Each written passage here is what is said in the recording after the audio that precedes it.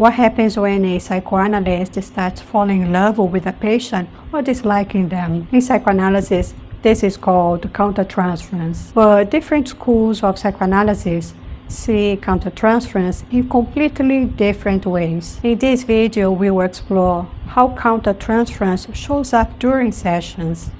What happens if countertransference is ignored?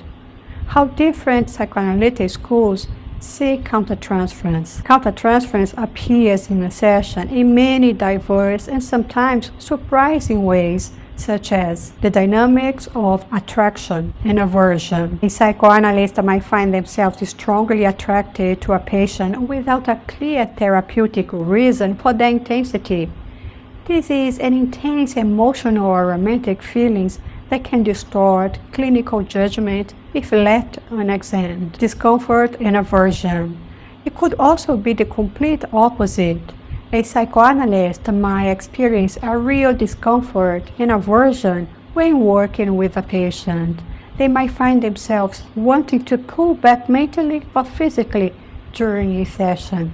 They might even realize they are not looking forward to sessions or find themselves wanting to cancel appointments with a specific patient. Another way countertransference shows up in therapy with patients is over-identifying with what the patient is going through, getting too close or losing track of important professional boundaries, and crossing important lines such as idealization. This might include developing an overly positive, almost idealized view of the patient. The analyst might start viewing the patient as completely flawless, uniquely gifted, or entirely misunderstood by everyone else in the world. Fantasies of outside connection. This can evolve into wishing they could spend time together outside therapy, which is a massive red flag in professional practice. Erotic countertransference. Romantic or sexual feelings towards a patient can be a form of countertransference and require careful reflection and management, as well as it demands immediate attention, preoccupation, and personal triggers. Other types of countertransference involve becoming deeply worried and preoccupied with a particular case, where the analyst just can't stop thinking about the patient even when off duty. They might find themselves thinking about the patient at dinner while you spend time with their own family, or losing sleep, wondering how they could fix the patient's problems. Personal similarity. Sometimes the patient's issues just touch deeply on the psychoanalyst's own personal experiences.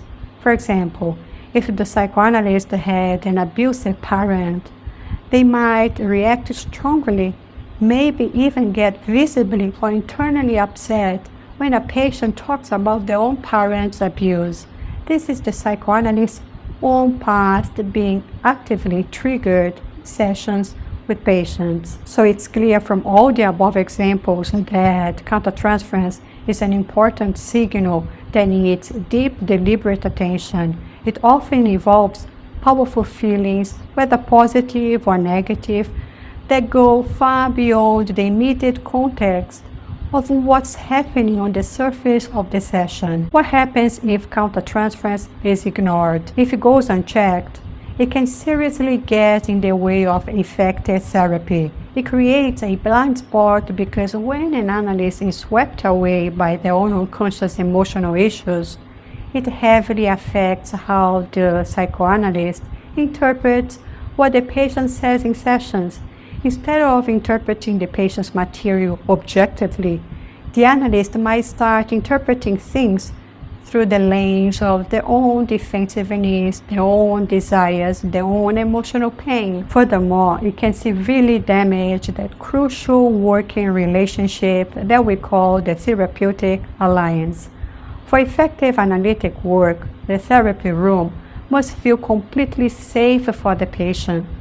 If the analyst's own anger, anxiety, or need for attention shows up in sessions, the safety completely disappears.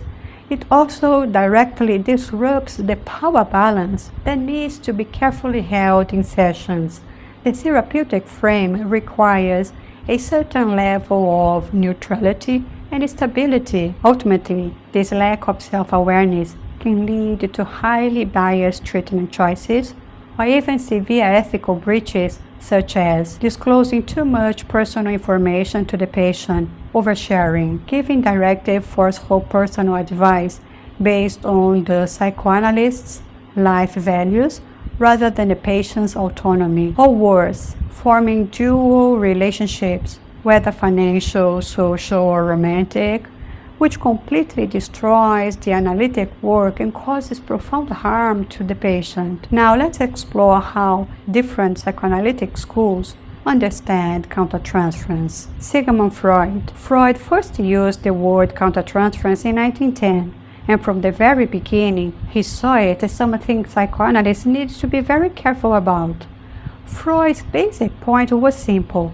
Psychoanalysts having feelings too, and sometimes a patient can stir up the psychoanalyst's own emotional issues, desires, fears, or unresolved conflicts.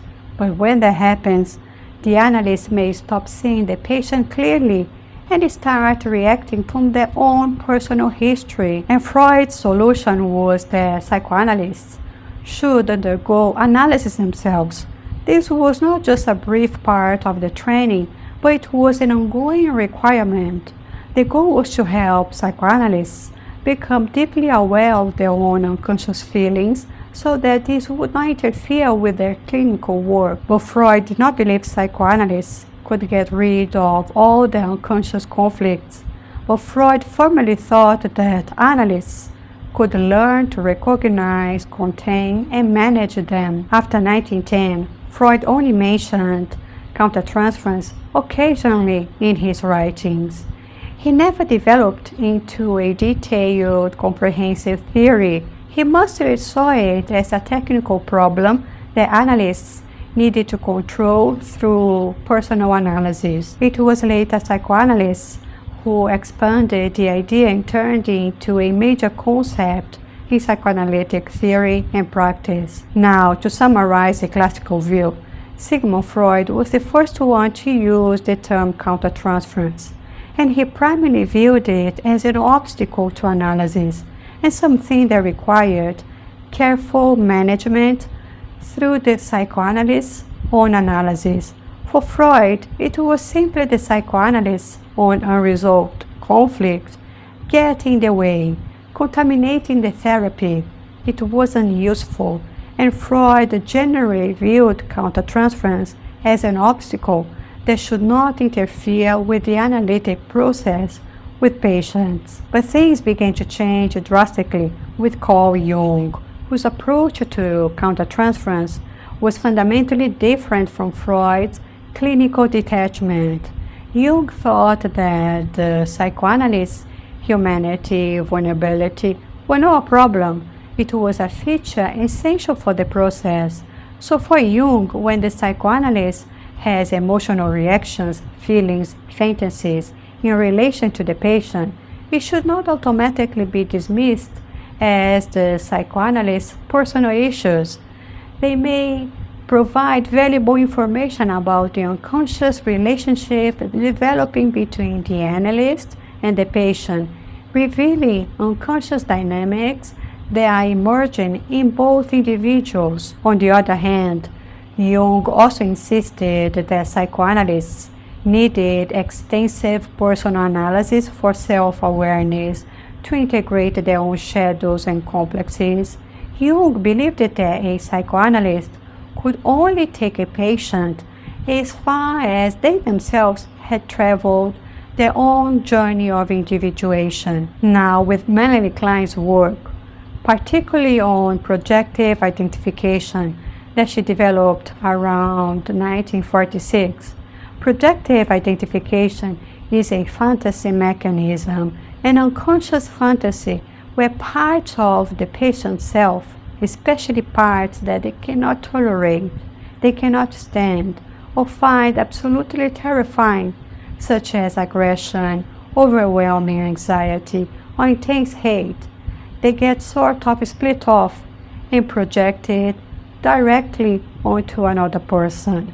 In the clinical setting, they get projected onto the psychoanalyst, and the patient unconsciously identifies with the psychoanalyst, who now holds those projected parts. So the patient unconsciously projects intolerable parts of themselves onto the psychoanalyst, while remaining unconsciously connected to those projected parts.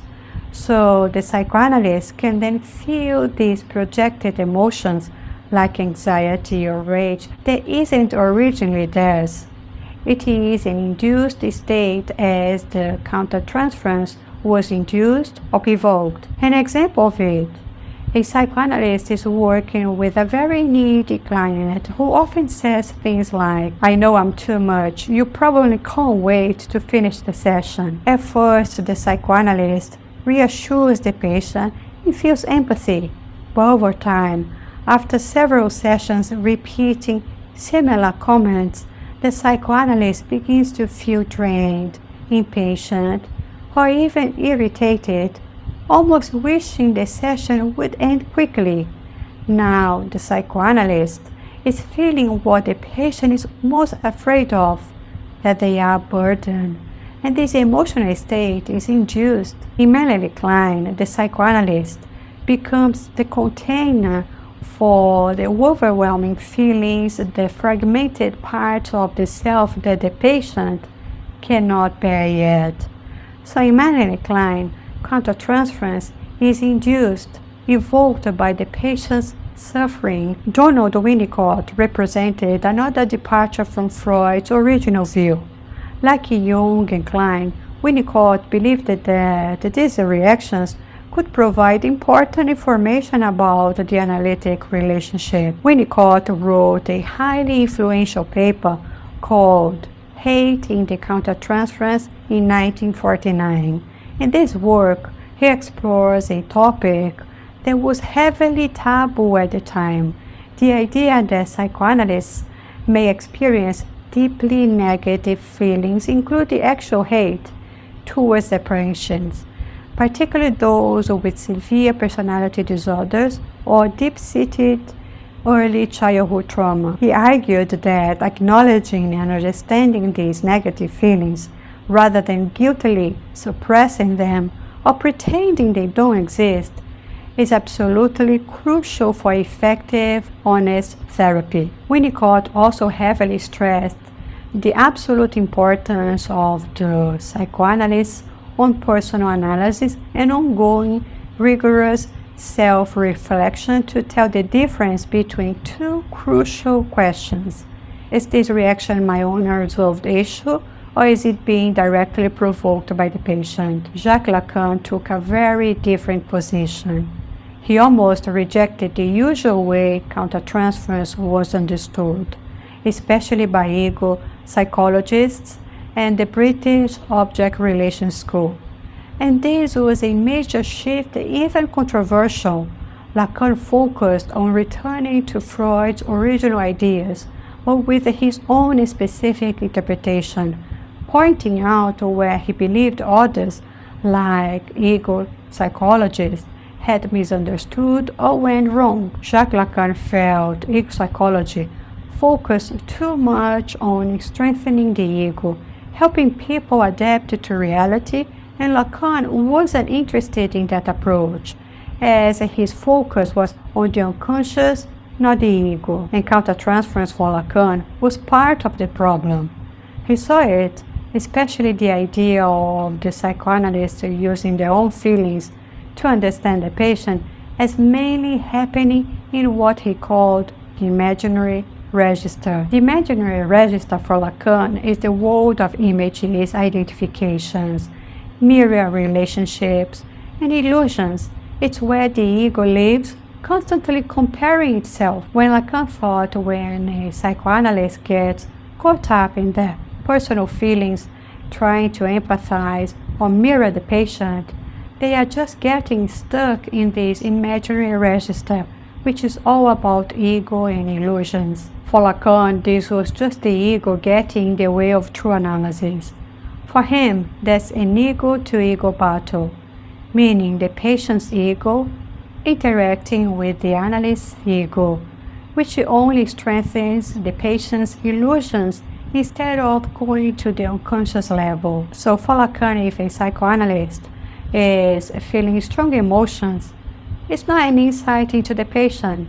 For him, strong countertransferential feelings are a sign of the analyst's own unconscious resistance. In other words, that's the psychoanalyst's resistance. It means that the analyst is letting their own imaginary material, their own unresolved issues, get in the way of their main job, which is listening to the unconscious speaking through words. In Lacan, the position of the psychoanalyst is to listen carefully, deeply to the patient's speech, the change of words, the slips of the tongue, the jokes, the way symptoms are spoken.